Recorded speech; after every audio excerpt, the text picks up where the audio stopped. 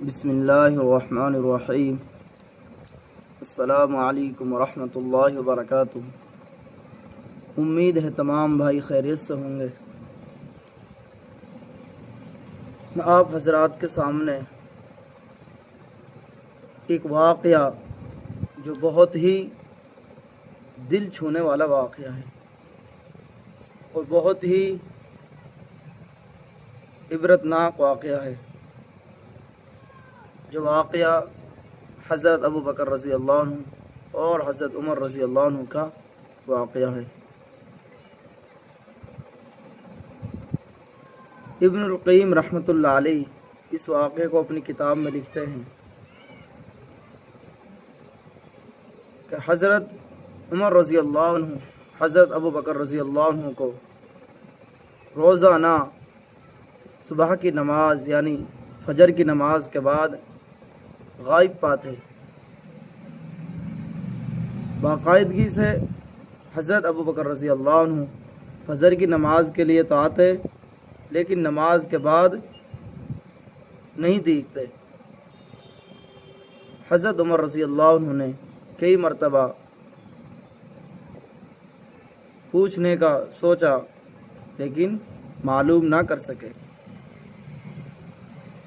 تو ایک دن دیکھا کہ حضرت ابو بکر رضی اللہ عنہ فجر کی نماز کے بعد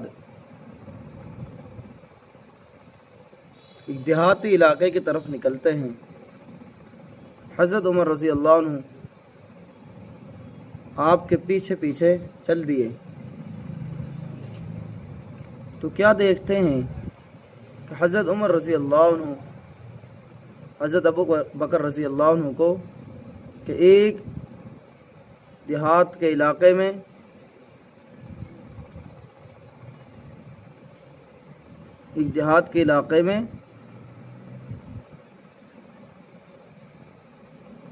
ایک خیمہ کے اندر چلے گئے ہیں اور بہت دیر کے بعد واپس اس خیمے سے نکلے۔ حضرت عمر رضی اللہ عنہ اس واقعے کو دیکھ رہے ہیں۔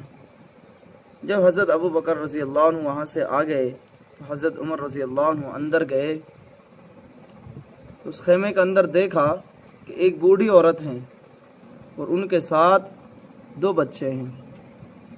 حضرت عمر رضی اللہ عنہ نے پوچھا کہ اماں، یہ جو شیخ یہ حضرت جو آپ کے پاس یہاں آتے ہیں کون ہیں؟ بوڑھی اماں نے جواب دیا، بیٹا میں ان کو جانتی تو نہیں، لیکن یہ روزانہ صبح کو آتے ہیں اور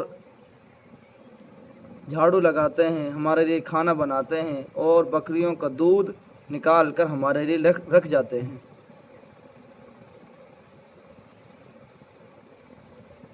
کیونکہ بوڑھی عورت نے کہا کہ ان بچیوں کے جو والد تھے وہ ہمیں چھوڑ کر چلے گئے، یعنی اس دنیا سے چلے گئے اور ہمارا اللہ کے سوا کوئی سہارا نہیں۔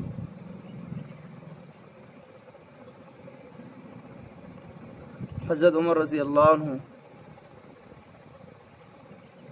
اس واقعے کو، اس بات کو سن کر اور دیکھ کر فوراً آنکھوں میں آنسو آ گئے اور کیا فرمایا، اے ابو بکر، آپ نے آنے والے حکمراں کو لیے